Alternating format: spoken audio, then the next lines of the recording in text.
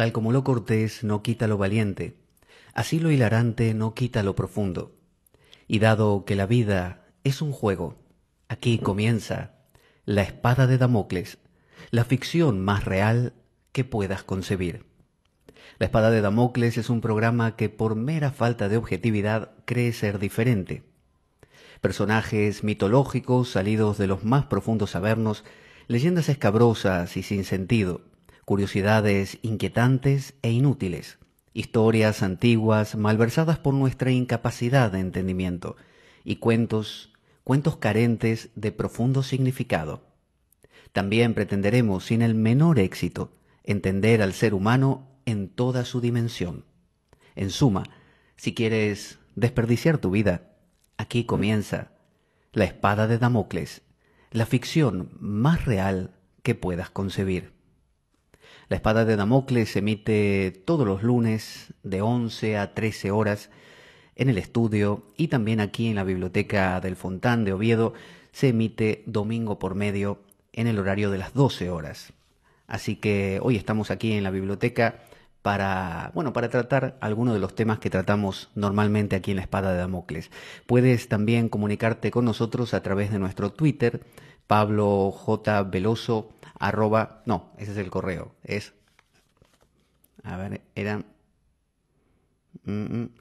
arroba la espada web o arroba Pablo J. Veloso. Nuestro correo sí es infoespadaweb arroba gmail.com, o si no, puedes entrar a nuestra página www.espadaweb.blogspot.com. Ahora sí, luego de la presentación y luego de estos datos de comunicación, vamos a nuestro programa.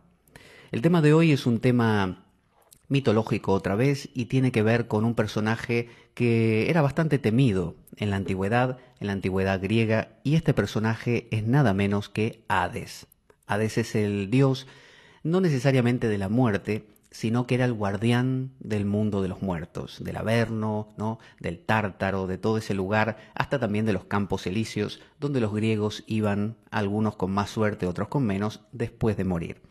Así que ese va a ser nuestro personaje de hoy y vamos a ir conociéndolo y relacionándolo también con quizás alguna película donde se retrate muy bien la figura de la muerte y la figura de aquello que está oculto en nosotros, aquello que quizás podemos llegar a conocer. Vamos a ir a algo del mito de Hades. Dice así: en un principio, el significado mismo de la palabra Hades, que era el nombre de este personaje, era asociado al casco que los cíclopes le regalaran. A Hades le habían hecho un casco que lo hacía justamente invisible. Por eso uno de los nombres de Hades era Plutón, que significa el oculto, el invisible. Hades era oculto, Plutón era el rico, y del que se decía que había sido confeccionado con la pelleja de un perro.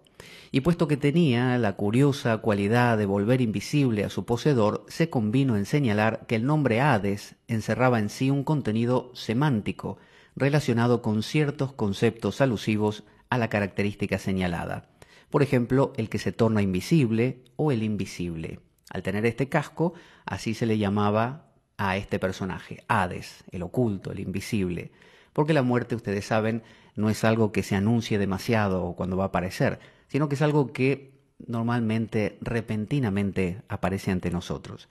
Sin embargo, el propio Hades era como una especie de tabú para los antiguos. Parece que los antiguos griegos temían nombrar a la muerte, justamente inclusive dentro de lo que es el tarot, ¿no?, estas cartas medievales europeas, la única carta que carece de nombre en toda la baraja es la carta de la muerte. La carta de la muerte le llaman el arcano sin nombre, porque vieron que muchas personas no quieren nombrarla y dicen distintos nombres que puedan sustituir al de la muerte, porque se piensa a veces que nombrando algo lo llamamos. Muchas veces está dentro de las culturas antiguas la idea de que el nombre convoca. De la misma manera que si alguien nos llama a nosotros, nosotros aparecemos. Entonces dice: evitaban en lo posible pronunciar tal nombre, por temor a caer en desgracia ante el más temido de los dioses. De este modo surgieron numerosos eufemismos para invocar al dios de los abismos subterráneos y del Tártaro. Algunos vieron que le dicen la parca, por ejemplo. Entre ellos podemos destacar aquel derivado de las entrañas ocultas de la tierra y de sus propias riquezas minerales. Puesto que Hades gobernaba en todos los lugares oscuros y siniestros, se le reconocía como el dios de la riqueza escondida en el subsuelo y se le llamaba Plutón el Rico. Plutón hace referencia a que debajo de la tierra, bueno, hay minerales como piedras preciosas, oro. Sin embargo, ese mundo subterráneo también es nuestro mundo subterráneo. Y cuando hablamos de Plutón, del Rico, estamos hablando de aquella parte nuestra, como si fuéramos un gran iceberg, que está sumergida por debajo del agua, de la superficie, y contiene mucho de nosotros. Jung, el psicólogo suizo, solía llamar el sí mismo, ¿no? A la totalidad de nuestro ser. Y no le gustaba mucho llamarlo inconsciente, a lo que está por debajo de lo que conocemos de nosotros, sino que a veces le llamaba lo otro, por ejemplo, lo otro, para que no tenga esa connotación tan fea de lo inconsciente, ¿no? Como lo que no se da cuenta, lo que no se entera de nada. Normalmente ese mundo de los muertos es un mundo que pensamos que es desagradable. De hecho, Plutón, cuando ocurrió esta gran guerra contra Cronos, que era el padre de Zeus, el padre de Plutón mismo, el padre de varios dioses más como Neptuno y Deméter, ocurrió una guerra y Zeus con los suyos venció. Y como él fue el estandarte de esa guerra y venció, repartió lo que había entre los hermanos. Y a Plutón le tocó, en desgracia, el mundo de los muertos, que es el mundo que solemos pensar que es lo inconsciente, es lo feo. Entonces, bueno, él estaba en un mundo de espectros, de seres medio demoníacos, de fantasmas, ¿no? De espíritus de los parientes fallecidos. Entonces nadie lo quería ver, no era alguien que la gente visitara normalmente. Y por eso la gente tampoco lo quería convocar. De hecho, no había templos en la antigua Grecia de Hades. Si había uno solo que dicen que estaba ahí por la zona de Eleusis. Y justamente la manera de convocarlo era golpear el suelo y llamarlo. Pero bueno, no creo que a nadie le interesara demasiado convocar a Hades. Dice también, entre los clásicos se le reconocía la facultad de conferir vida a los distintos estratos terrestres. El gran pensador Empédocles, que vivió en el siglo V a.C., y al que se le reconoce una gran aportación al eclecticismo, nos hablaba de Hades el nutridor como nutritivo, ya que la riqueza del subsuelo dependía de él. También se le llamaba Clímeno, el ilustre, pues este personaje acaparaba distintos títulos místicos.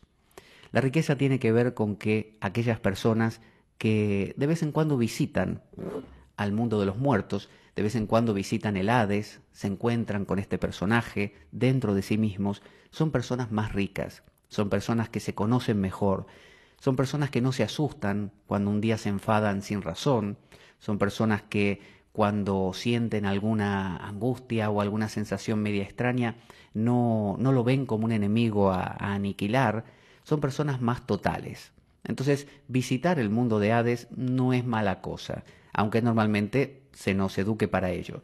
Dice, ¿acaso uno de los epítetos más legendarios para referirse a Plutón era el de Eubuleo, el buen consejero? La muerte es una buena consejera, ya lo vamos a ver en un rato. Narradores de mitos cuentan la leyenda de Eubuleo, el porquero. Este se hallaba cuidando cerdos en un frondoso encinar cuando un ruido ensordecedor llamó su atención.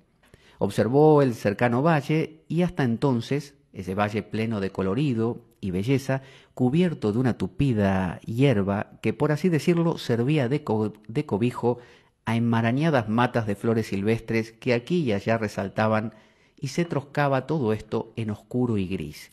Y vio que la tierra se abría para formar un enorme agujero, que crítica por momentos y que engullía con ansiosa voracidad todo cuanto encontraba a su paso. ¿Qué estaba pasando? Parece que Plutón, como toda persona, tenía sus necesidades, y él necesitaba el amor también. Y obviamente, como les decía, nadie visitaba a Plutón. No había ser humano que tuviera ganas de bajar al mundo de los muertos, básicamente porque cuando uno entraba al mundo de los muertos jamás podía salir. Había un perro llamado Cerbero, perro de 3 cabezas, algunos dicen que hasta 50 podía llegar a tener, que impedía que uno se retirase. Supóngase que uno se moría y entraba al mundo de los muertos y al rato decía, bueno, suficiente para mí, me quiero ir. No había forma. O si uno por alguna razón, como algunos de los héroes, como Orfeo, por ejemplo, y Hércules mismos que entraron al mundo de los muertos, les costó muchísimo también salir. Era prácticamente imposible, solo privativo de algunos héroes. Así que nadie lo visitaba.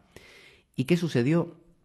Que en una de estas, Plutón le pidió a Zeus si podía buscar alguna pretendiente para él. Y como Zeus no le sugirió nada, él le dijo, mira, a mí me gusta Proserpina, me gusta Perséfone, que era la hija de Deméter, la diosa de la naturaleza. Y Zeus al principio dijo, no, pensó para sí, ¿cómo le voy a permitir llevarse a la hija de la naturaleza si se va a enfadar la naturaleza de que se llevan a su hija, sobre todo el dios de los muertos, y la naturaleza se va a secar, el mundo se va a secar? Pero bueno, no quiso tampoco contradecirlo porque sabía que le había dado una parte muy desagradable a Plutón, el mundo de los muertos, así que medio que se cayó la boca. Y Plutón, más que nada sin decir, sin anunciarse, un día abrió la tierra de par en par, salió su carro tirado por corceles negros, con su casco que lo hacía invisible, o sea que era un espectáculo medio raro porque era un hombre conduciendo un carro sin cabeza, porque no se le veía la cabeza. Entonces cogió a Proserpina, que era una chica que estaba recogiendo flores, y se la llevó al mundo de los muertos. A partir de ahí nadie supo más de Proserpina o Perséfone, y que hay un cuadro muy famoso que es el rapto de Perséfone. Entonces Deméter, su madre, se sintió muy triste, y como era la naturaleza y la fructificación de la vida, el mundo empezó a secarse. El mundo empezó a secarse. Y Proserpina, Perséfone, estando en el mundo de los muertos, primero con gran reticencia, pero poco a poco Hades, que lejos de ser una mala persona, era muy, muy amable, en realidad, muy permisivo, la trataba muy bien. Él necesitaba amor. Así que le dio a probar una granada. Y la granada se considera una fruta de la diosa y al mismo tiempo la granada es una fruta que estaba ahí en el mundo de los muertos. Y había un dicho que decía que aquel que comía algo del mundo de los muertos ya no podía salir. Entonces a partir de ese momento no solo Perséfone no pudo salir más, sino que en el fondo hasta le gustó el mundo de los muertos. Y cuando finalmente su madre Deméter pudo dar con su paradero y enterarse de que ella estaba ahí,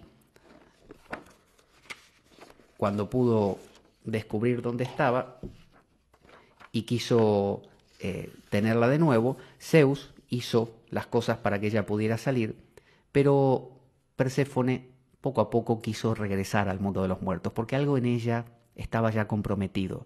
Quien entra al mundo de los muertos se siente ya conectado con él.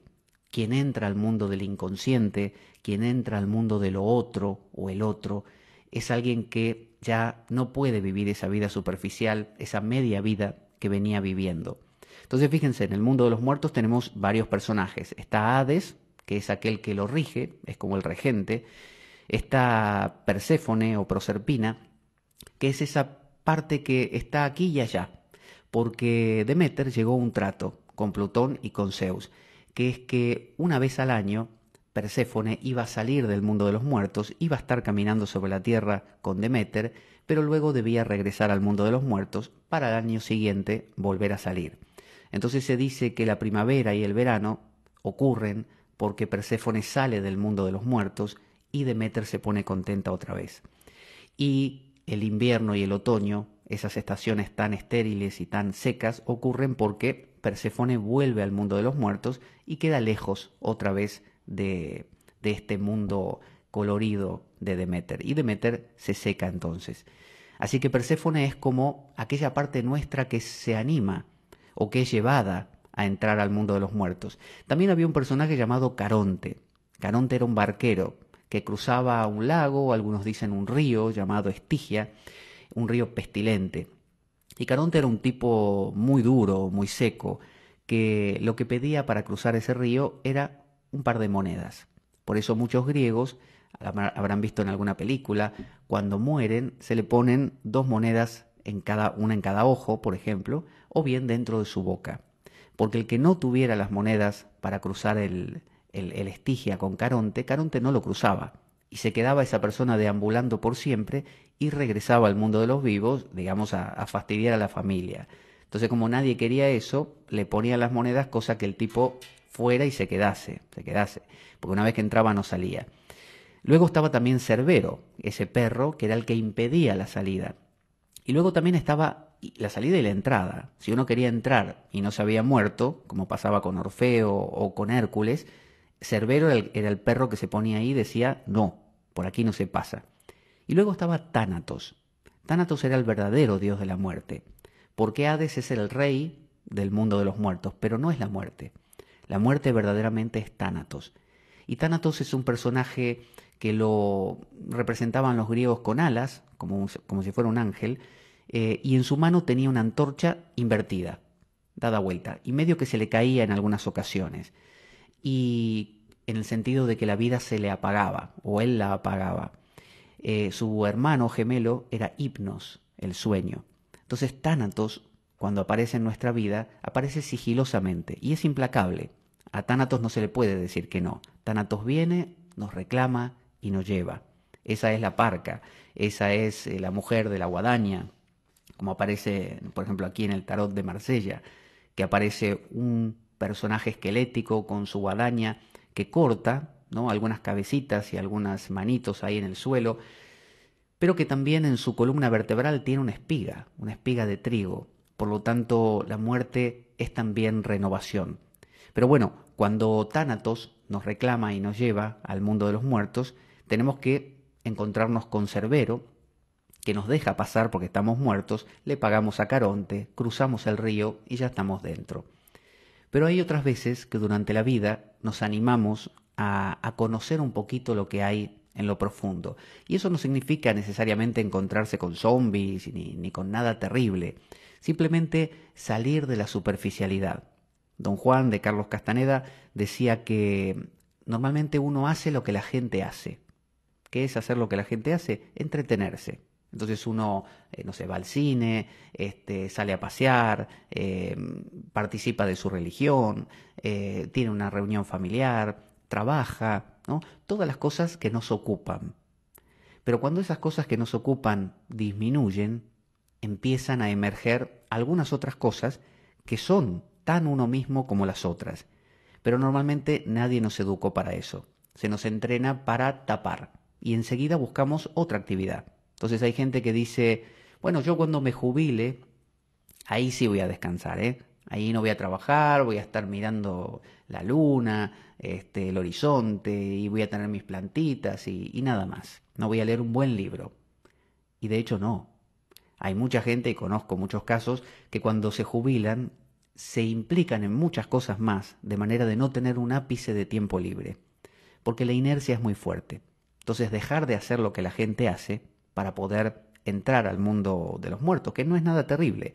No es morirse, no es una cosa que digo llena de espectros que caminen por ahí o hablando con los muertos, sino simplemente es empezar a conocer algunos aspectos nuestros que pueden ser una tristeza, una alegría, quizás de fondo, una alegría que no era causada por comprarme un par de zapatos nuevos ni por tener el último coche o móvil o lo que fuera, sino una alegría que estaba ahí, latente.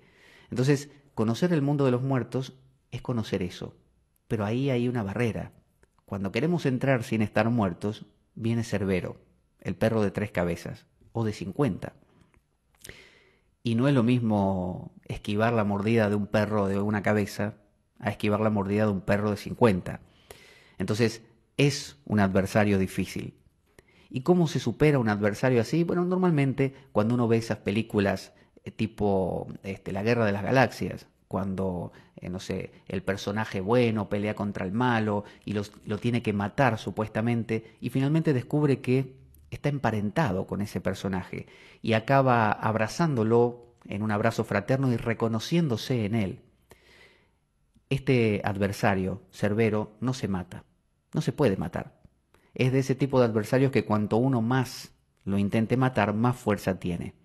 Uno, no sé si probaron alguna vez, intentar luchar contra una adicción, que puede ser no necesariamente drogas, puede ser la comida, el cigarrillo, puede ser el enfadarse. Uno puede ser adicto a enfadarse, adicto a preocuparse, adicto a, no sé, a sobreexigirse, adicto a autocriticarse. Y uno dice, bueno, a partir de mañana no lo voy a hacer más. A partir de mañana me hago el firme propósito, dejo de esforzarme por, dejo de... Y no funciona, porque la inercia nos come. Entonces no se puede vencer, porque de hecho cuanto más peleamos, hasta descubrimos que es entretenido pelear contra un perro que no se puede vencer. Entonces nos empezamos a interesar en esquivar las 50 cabezas y escribimos un libro acerca de cómo vencer a la cabeza 45 o esquivar a la cabeza, no sé, 18. Y en realidad lo que estamos haciendo es dilatando el tiempo. Porque lo único que debíamos hacer era caminar hacia el perro. Caminar hacia el perro.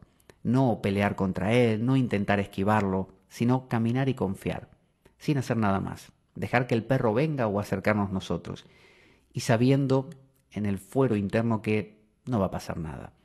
Entonces está este perro como el guardián del portal. Y eso ocurre en todos los mitos y en todas las religiones, que siempre hay algún diablo, algún malvado que aparentemente nos mantiene lejos de nuestra felicidad. Como cuando uno dice, yo sería feliz si no fuera por mi hermana, mi hermano, mi primo, mi tío, mi vecino, siempre hay un algo, el gobierno, ¿no? Siempre hay alguna cosa que me mantiene infeliz. Y en realidad es una mera postergación. Hay una historia de un hombre que buscaba a Dios y lo buscó por todas partes. Fue a todas partes del mundo, templos, sinagogas, iglesias, filosofías, a todas partes. Y un día tuvo un sueño muy vívido, un sueño muy real, y este hombre fue llamado por un ángel que lo reclamó y lo llevó consigo a las alturas y lo llevó a un lugar etéreo donde había un gran palacio con muchas puertas y una de ellas, enmarcada en dorado, ponía en la puerta Dios, ¿no? Con unas letras muy llamativas. Y el hombre para sus adentros pensó, Dios, es lo que siempre busqué, era lo que siempre quise, voy a ir. Y cuando se empezó a acercar y subió los escalones que unían su persona con esa puerta, empezó a pensar y a descubrir que quizás no quería todavía abrirla. Porque si abría esa puerta y entraba, todo lo que había hecho durante su vida, que era buscar, se iba a acabar. Y si yo solo soy búsqueda, y la búsqueda se acaba, ¿qué me queda? Entonces, sigilosamente, sin que ni siquiera ese ángel se diera cuenta, se apartó, retrocedió esos escalones y regresó a su estado anterior y siguió buscando por la tierra, por todas partes, como si todavía no lo hubiera encontrado, tratando de olvidarse cada día de esa puerta. Así que muchas veces este mundo de los muertos está ahí todos los días. Es decir, nuestra parte profunda está, la vivenciamos. Sin embargo, preferimos mantenernos sobre la superficie del movimiento de lo cotidiano.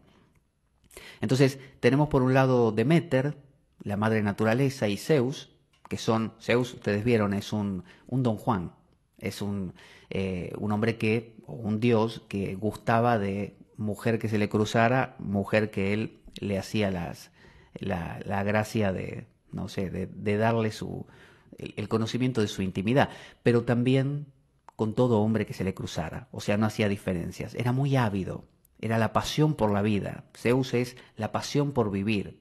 Un Don Juan, cuando uno ve un hombre o en su contraparte femenina, lo que le llaman la femme fatal, la mujer fatal, son personas que normalmente no se van a poner a discurrir acerca de la filosofía de la vida, por qué estamos aquí. No, simplemente es ese aquí te pillo, aquí te mato, cuanto más mejor.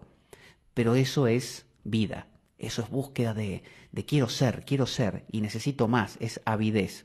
Y Deméter es la madre naturaleza, es los colores, la vida, el florecimiento, todo lo contrario al secarse. Pero hay otro mundo, esa es una parte. Y ese mundo no puede vivir sin el otro. Por eso la hija de Deméter, Perséfone, es decir, la hija de nuestra vida, ¿no? Nuestra propia vida, necesita crear algo, un vástago, Perséfone, que entre o que sea llevada al mundo de los muertos. A veces vamos y a veces nos raptan. Es decir, a veces el mundo de los muertos abre la tierra un día y nos encontramos ahí junto tomando un té con Hades. Y una vez que estamos en ese mundo, como digo, ya no podemos regresar.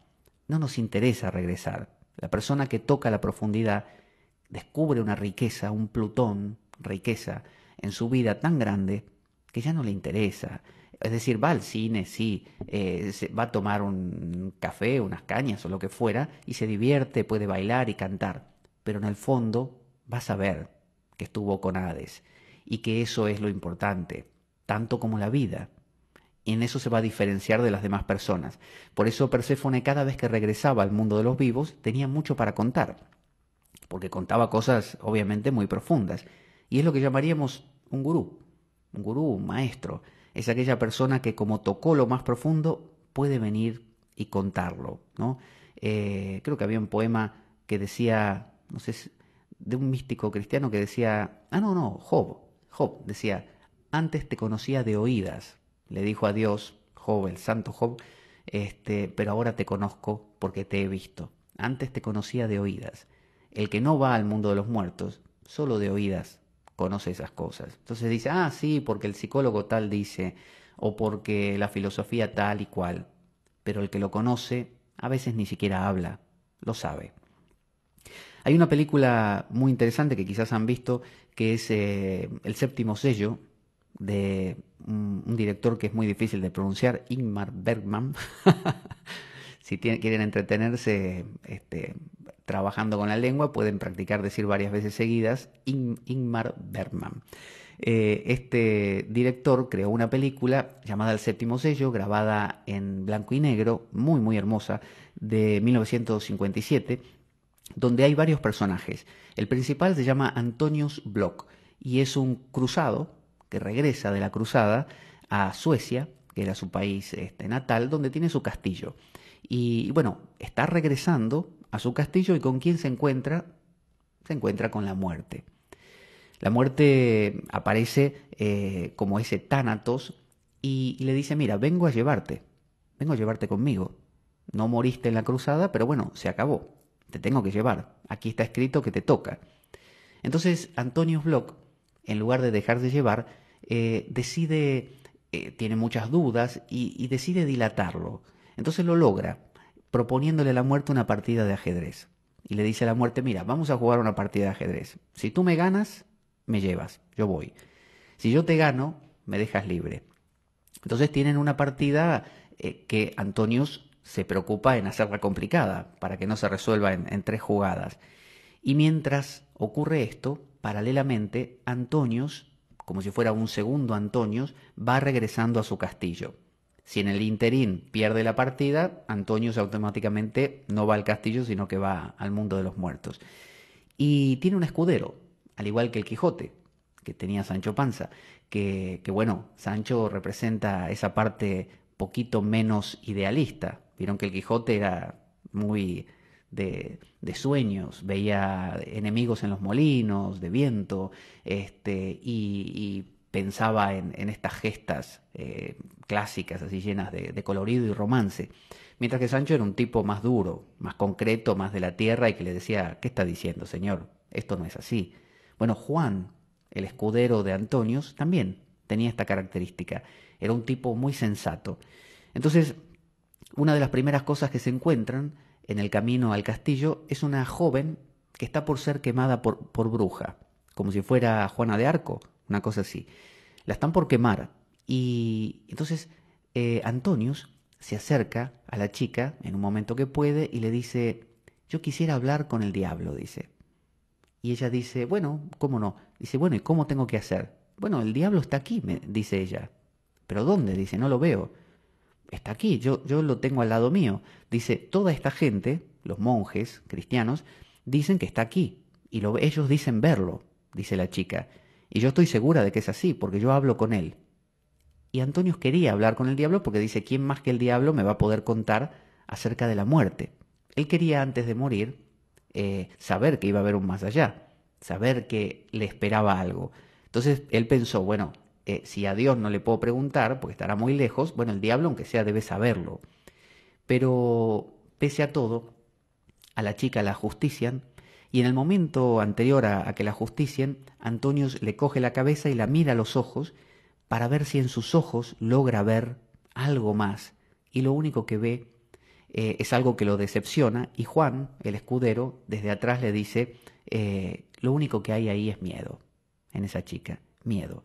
Entonces se da cuenta Antonius que ahí no estaba la respuesta, que esas personas que decían tener contacto con ángeles y con dioses, y en realidad era una historia muy agradable que se contaba, que permitían cosas como estas, permitían gente que se entretenga quemando a otras y gente que se entretenía dejándose quemar, ¿no?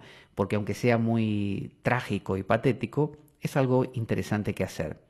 Eric Berne, un psicólogo, decía que creó la psicología transaccional, decía que entre que nacemos y morimos hay un tiempo largo. Hay personas que se mueren antes, hay personas que duran bastante. Supónganse que uno dura 80 años, ¿no?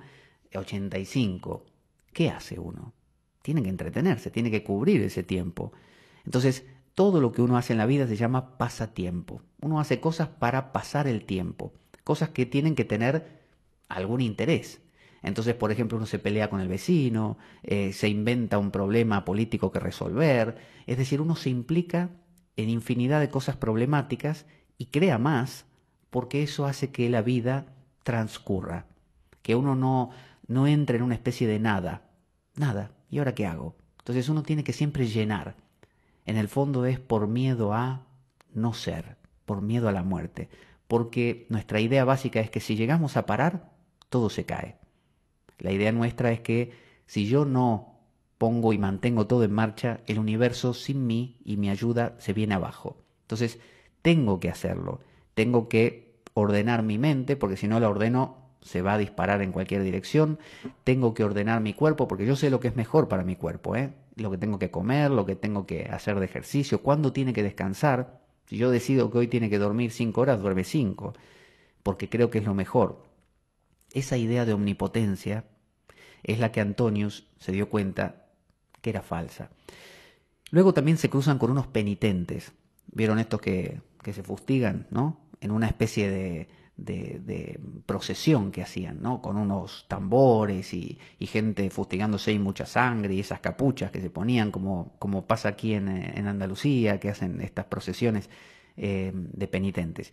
Y que algunas personas vieron que en el sur, aquí en el sur de España, hasta se crucifican y cargan el madero y hacen un montón de cosas con cilicios, ¿no? Que les pinchan en la piel para representar esto. Y bueno, pasaba esta gente diciendo la clásica de arrepentíos porque se acaba el mundo y van a pagar por vuestros pecados, pagaréis, y todo así.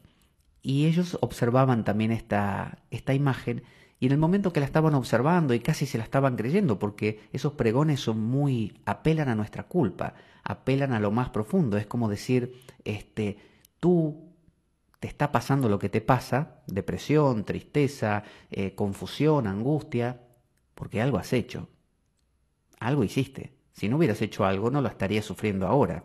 Esa idea de que es tu culpa vuelve a ser la idea de yo soy el autor de todo. Entonces, como es mi culpa, entonces esos pregones nos calan muy profundo porque nos tocan esa sensación de, y sí, debo haber hecho algo para esto.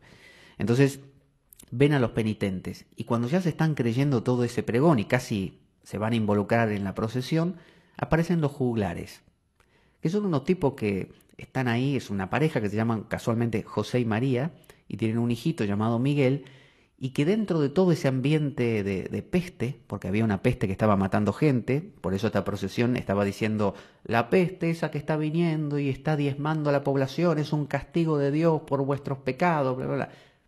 Entonces, los juglares contrastan por completo, porque ellos viven la vida de otra manera. Hay peste, es cierto, está ahí.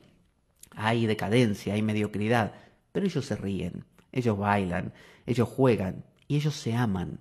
Están enamorados uno del otro, José y María, y a su vez de su hijo. Es decir, lo quieren mucho a Miguel, Miguelito, el hijo. Y eso le transmiten a este Antonius. Y Antonius inclusive le dice a la chica, a María, le dice, pero la amistad es pasajera. Dice, como diciendo, ¿para qué voy a tener amigos o pareja si esto se va a acabar? Y le responde ella, dice, como todo. Dice, un día sucede al otro y todo tiene su atractivo. Eso le dice ella. Un día sucede al otro, pero todo tiene su atractivo. Es decir, es cierto, la comida que hoy comes se deshace, se pudre, mañana se convierte en desechos, pero hoy tiene su sabor, vale la pena. Te gustó, degustaste ese sabor, la pasaste bien. Entonces, con el mismo criterio uno podría decir, como dirían estos penitentes, ¿para qué vivir? ¿Para qué involucrarme en cosas que me pueden causar dolor si después me voy a morir?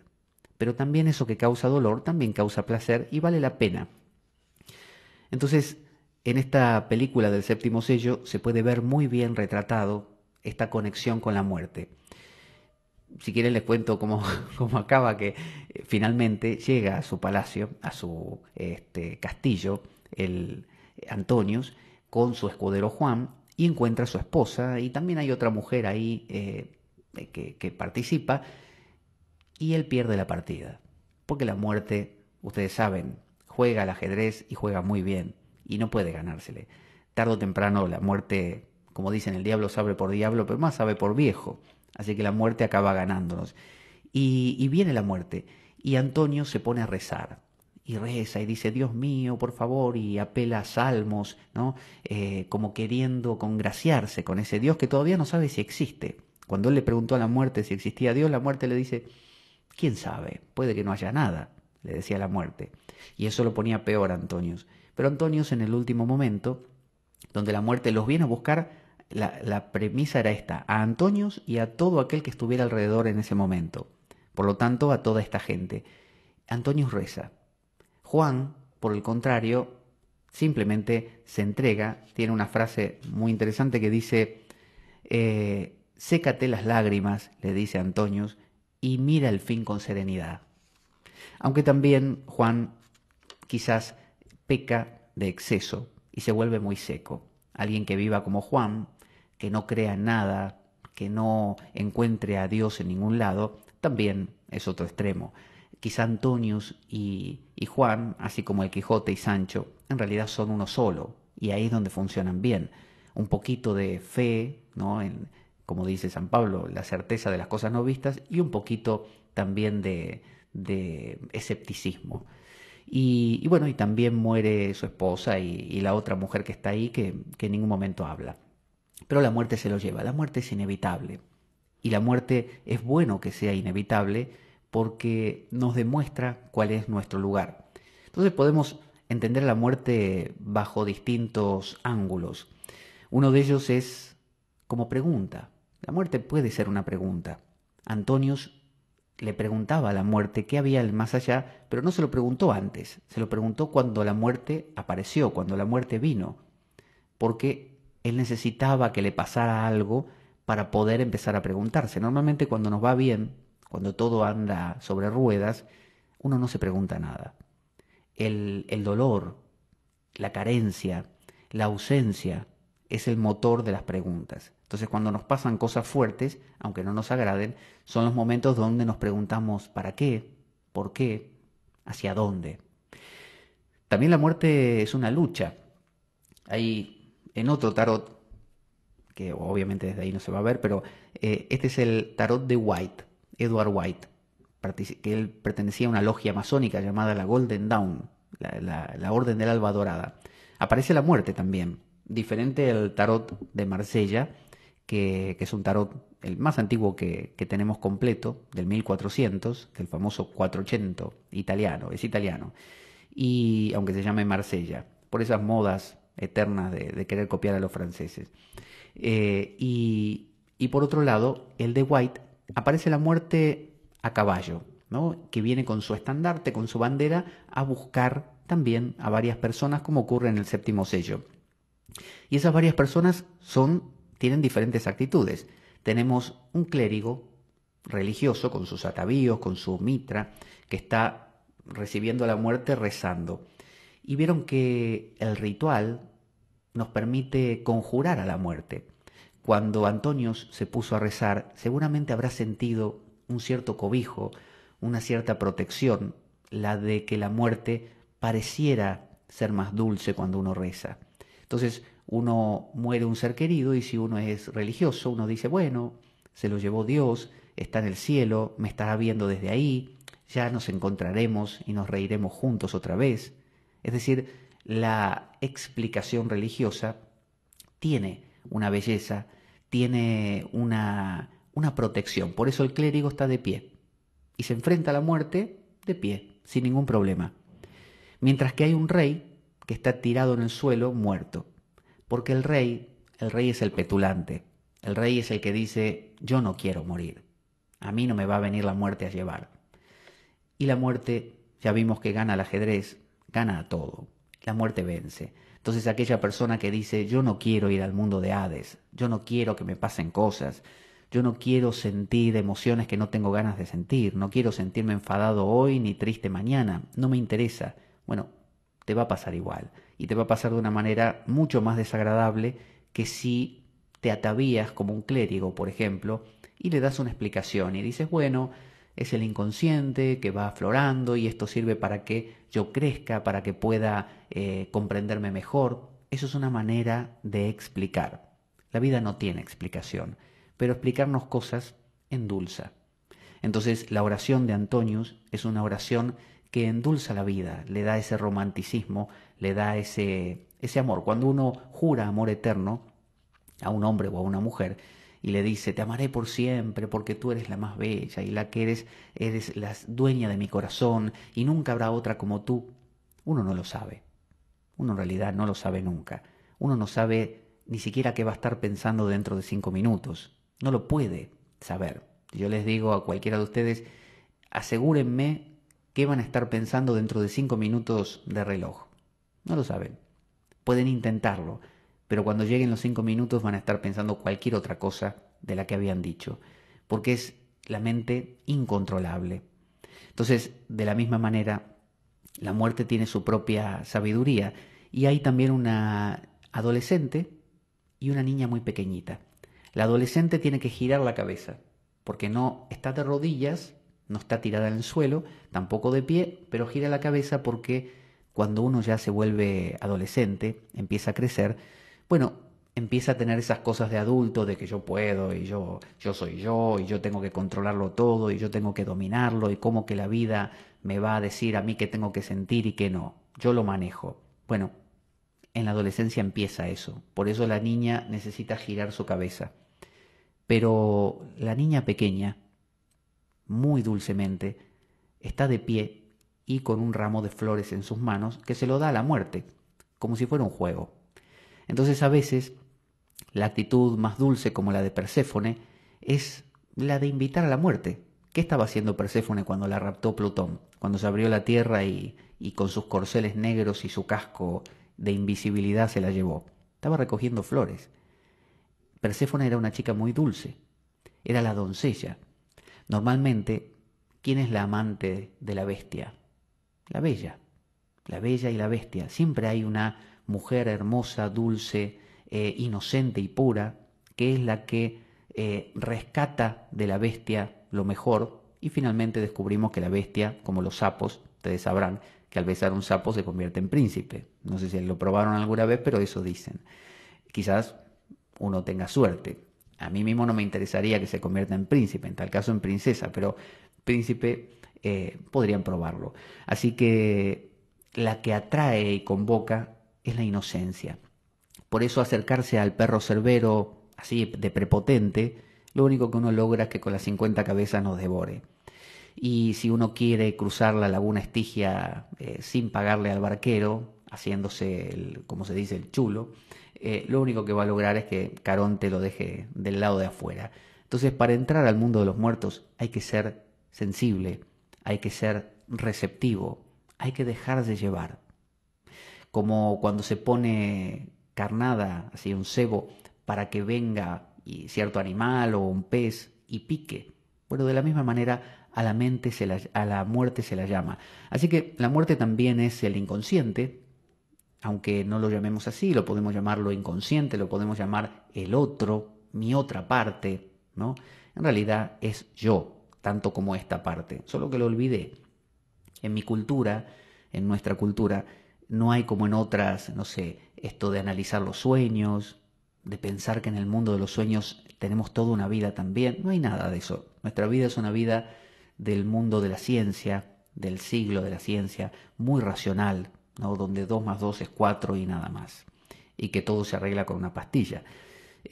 También es un motor de utopías, la muerte, porque la muerte nos impulsa. Cuando sabemos que vamos a morir, supónganse que yo les digo, miren, en una semana les doy esto, ¿no? Tal objeto. En una semana se los pido de regreso.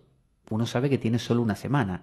Por lo tanto, muchas cosas van a nacer con ese objeto en una semana, porque uno sabe que después no lo va a tener. Entonces uno toda la pasión la aplica durante esa semana. Saber que la vida es corta es lo que nos motiva a enamorarnos, a buscar, a desear, a alcanzar, a tener metas, ¿no es cierto? Hay personas que se creen inmortales, que normalmente nos suele pasar. Cuando uno va por la calle y hay un accidente, uno siempre piensa, bueno, pobre hombre. Y en realidad piensa que a uno nunca le va a tocar, pero mañana le toca a uno. Entonces, los antiguos decían, memento mori, recuerda la muerte, recuerda que vas a morir. Y no es una cosa fea de estar pensando, oh joder, me voy a morir, quizá me muera mañana, ¿cuánto duraré? Me faltará poco. Eso no, eso es una cosa desagradable, tortuosa además. Es al revés, es un reconocimiento de que la vida es vida porque existe la muerte. Yo no puedo saber que estoy despierto si no dormí ayer. Yo lo sé porque ayer dormí. Entonces sé que no estoy dormido, estoy despierto, pero porque estuve en otro estado antes. De la misma manera sé que estoy vivo porque antes de nacer no tengo recuerdo alguno y después de morir me dicen que no va a haber nada más. O sea que no sé, no voy a estar yo, o por lo menos no estoy seguro como Antonios. Entonces, eso es lo que me da la sensación de que hoy estoy plenamente vivo. Yo no sé mañana. Le preguntó a Antonios a la muerte y la muerte le dijo, ¿quién sabe? Quizás no hay nada, pero hoy estoy plenamente vivo. También, además de un motor de utopías, la muerte es un concepto. La muerte es un concepto. Hay una historia de la muerte que va hacia la ciudad de Damasco a matar una cantidad de gente con una peste, ¿no? Tenía que matar 10.000 personas. Y se cruza con un hombre que iba así con una caravana de camellos y le dice la muerte si le daba algo de beber de camino y se presenta, dice soy la muerte. Y el hombre, bueno, con mucho respeto le dice, bueno, ¿y qué va a hacer? ¿A dónde va? ¿Me viene a buscar a mí? No se preocupe. Voy a la ciudad de Damasco, tengo que llevarme 10.000 personas. Ah, bueno, aquí tiene el agua y se va la muerte. De regreso viene la muerte y el hombre la saluda, ya sabiendo que no era con él la cosa, y le dice, ¿qué tal su trabajo? Y la muerte dice, bien, me llevé 100.000. Dice, ¿cómo 100.000? ¿No eran 10.000? Dice, sí, yo me llevé 10.000, pero el miedo hizo el resto. Entonces, la muerte también es una idea. Si uno está con miedo a morir, con miedo a perder, miedo a ver si pierdo mis ideas, pierdo mis emociones, pierdo mi felicidad, ese miedo es el que mata las cosas. Entonces muchas veces la muerte hace menos de lo que creemos. Somos nosotros mismos los que inconscientemente colaboramos con un proceso que en realidad decimos no desear. También la muerte es inevitabilidad. Vieron que Antonios no pudo hacer nada contra el ajedrez de la muerte. La muerte lo venció por completo. Hay otro hombre que tenía que iba a ver cómo era, iba hacia Damasco, me parece también. Y, y de camino está no, era así, está en un mercado, como si fuera un mercadillo de aquí, en cualquier ciudad, no sé, europea. Y caminando, haciendo sus cosas, divisa entre la gente a un personaje. Vieron que la muerte normalmente se viste siempre igual. Capucha, guadaña y tiene una contextura esquelética. Entonces así la reconocemos. Entonces este hombre vio eso y dijo, uff, es la muerte. Y la muerte lo estaba mirando a los ojos, con una cara de ojos desorbitados. Y el tipo dijo, me viene a buscar. Entonces inmediatamente cogió el primer transporte que encontró y empezó a huir lo más lejos posible. Hizo combinaciones de trenes y aviones y llegó ahí sí a Damasco.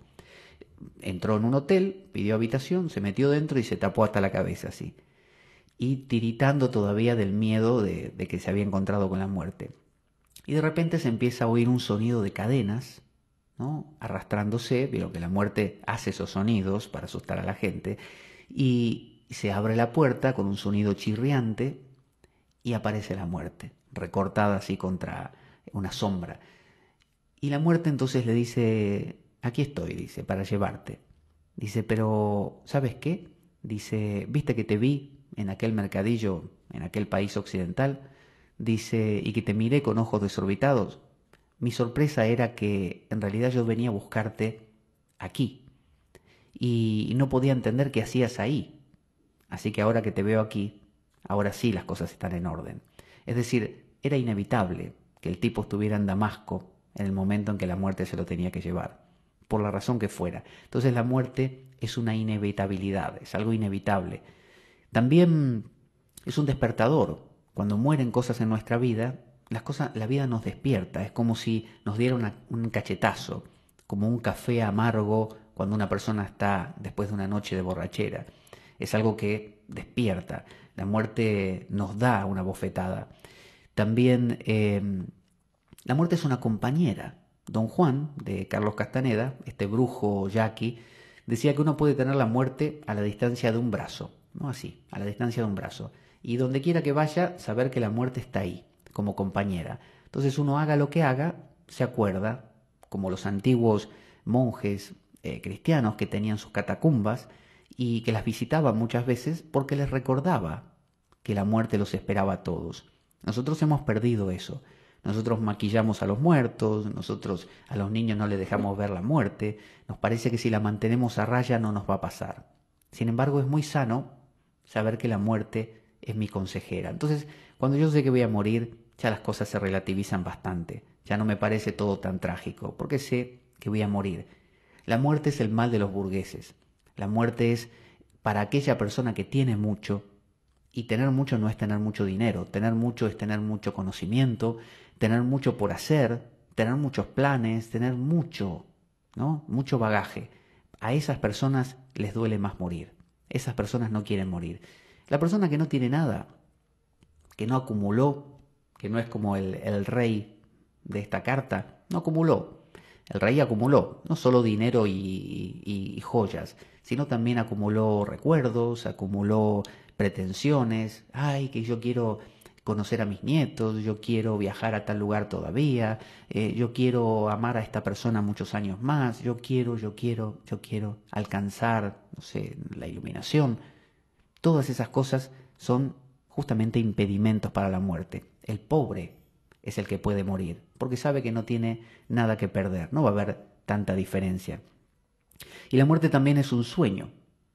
La muerte es, al dormir, se le llama la pequeña muerte. Todas las noches morimos. Y cuando uno medita, en la meditación también es una pequeña muerte, porque uno entra en un estado que los tibetanos llaman el bardo, ¿no? El bardo, estado intermedio. Cuando uno muere, cuando uno duerme, cuando uno medita, cambia a un estado diferente de conciencia. Y ese cambiar, por ejemplo, yo estoy tranquilo y me enfado, ¿no? Ese pasaje es como si hubiera muerto y renacido. Muero a lo que estaba haciendo y renazco al enfado ahora. Entonces, estamos muriendo todo el tiempo, estamos cambiando todo el tiempo, solo que se nos enseña a pensar que no, que todo es una continuidad, ¿no? Si yo tengo, decía el Buda, una brasa, ¿no? Ardiente y la muevo muy rápidamente en el aire, como si fuera hoy en día, no sé, un cigarrillo. Lo muevo así, parece un círculo de fuego, pero en realidad no es un círculo de fuego, es una sola brasita moviéndose en muchas posiciones y cuando la muevo muy rápido parece un círculo de fuego.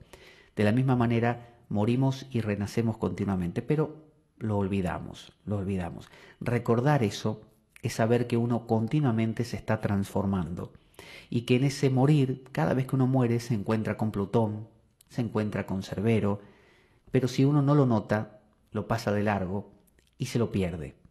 Entonces, a veces ir un poquito más lento, tener a la muerte como consejera, recordar que Plutón, a través de Proserpina o Perséfone, esa parte nuestra que con inocencia y dulzura puede entrar y conocer las cosas más terribles, nos hace amigos de ese mundo. Y una manera más es también con los dioses. Hay, por ejemplo, en México creo que está el culto a San la Muerte, o a la muerte. Creo que en la Argentina también está San la Muerte, que muchos, inclusive delincuentes, se lo tatúan pensando que los va a proteger. Algunos se ponen hasta como debajo de la piel, como implantes de pedacitos de no sé qué que están consagrados a San la Muerte. Es decir, gente que vive al límite, al filo, que lo matan cualquier día porque es un delincuente, que no tiene nada que perder. Entonces son gente amiga de la muerte. La diosa Kali en la India, que es una diosa justamente que corta cabezas y todo esto. Y sin ir más lejos, Cristo. Cristo crucificado, no hay imagen más cercana a la muerte que esa. Más todavía que Kali. Kali corta cabezas, a Cristo lo están matando a él. Él es la muerte, Él es el desgarro total, es la entrega. Entonces, olvidamos esas imágenes y nos acostumbramos a mirarlo y decir, uy, mira qué simpático el Cristo este de esta iglesia, o qué lindo, qué bien que lo hicieron. Pero nos olvidamos que representa eso, representa el morir, representa el deshacerse.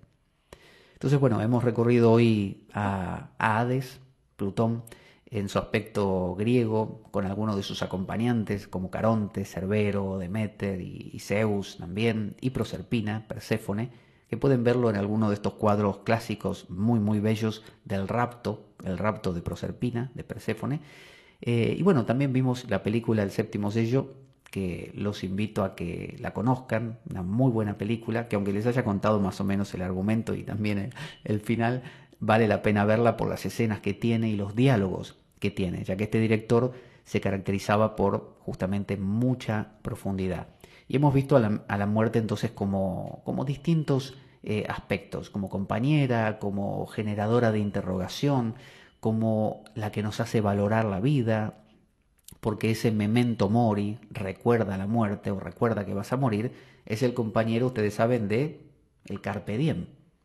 Carpe diem es aprovecha tu vida, el momento de ahora, ¿no? Es Deméter y Zeus. Carpe diem, dice Zeus, otra mujer más con la que estoy, otro hombre más con el que estoy, algo más que conozco, ¿no? Carpe diem, Deméter, la naturaleza, la belleza, el aroma de esta flor, carpe diem, y memento mori, Hades, ¿no? Y en el medio, Proserpina, Perséfone, que es llevada al mundo de los muertos, pero regresa y va y viene entre los dos mundos, ¿no? Carpe diem, memento mori, y como decía Nietzsche, en medio, amor fati. Amor fati es amar al destino, a lo fatídico, al fati, que es a lo que nos ocurre. Entonces, cuando uno tiene estas dos alas, carpe diem, vive el momento, memento mori, pero sé que esto se va a acabar, entonces es cuando valoro lo que tengo hoy, amor fati.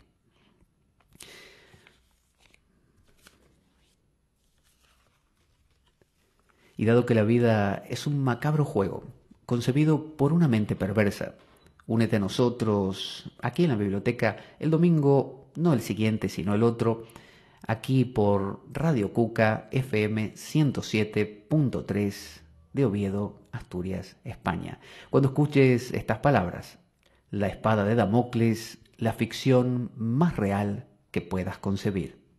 Muchas gracias.